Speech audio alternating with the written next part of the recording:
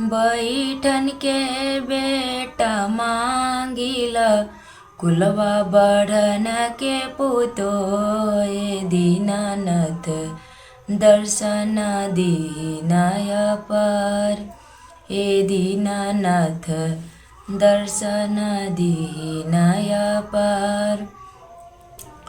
रुनु की झुनु की बेटी मांगिला परल पंडितवा दमादे दीनानाथ दर्शन दीनाय पर ए दीनानाथ दर्शन दीनाय पर। सभावा बैठन के बेटा माँ। हेलो दोस्तों, सीमा लोकगीत चैनल में फिर से स्वागत करती हूँ आज के इस वीडियो में। तो आज हम शुरू करते हैं। एक छोटा सा प्यारा सा गीत है जो हम आप लोगों के साथ शेयर करेंगे। छठ पूजा का गीत है, तो कैसा लगेगा कमेंट सेक्शन में ज़रूर बताइएगा। यदि पसंद आए तो लाइक सब्सक्राइब शेयर कीजिएगा। तो हम शुरू करते हैं इस गीत को, पूरा वॉच कीजिएगा तभी अच्छा लगेगा। रुनु की झुनु की बेटी मांगिला, रुनु की झुनु की बेटी मांगिला परल पंडितवा दमादे दीनानाथ दर्शन दीनाय पर ए दीनानाथ दर्शन दीनाय पर।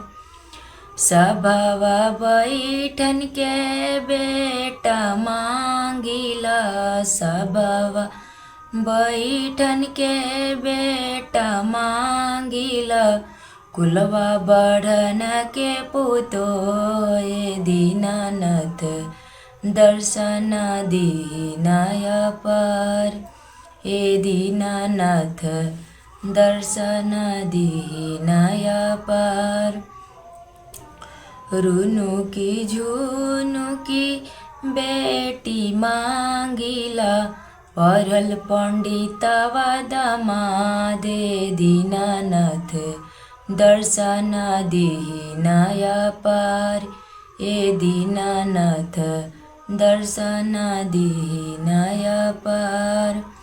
सभावा बैठन के बेटा मांगिला, सभावा बैठन के बेटा मांगिला कुलवा बढ़न के पुतोय दीनानाथ दर्शन दीनाय पर ए दीनानाथ दर्शन दीनाय पर।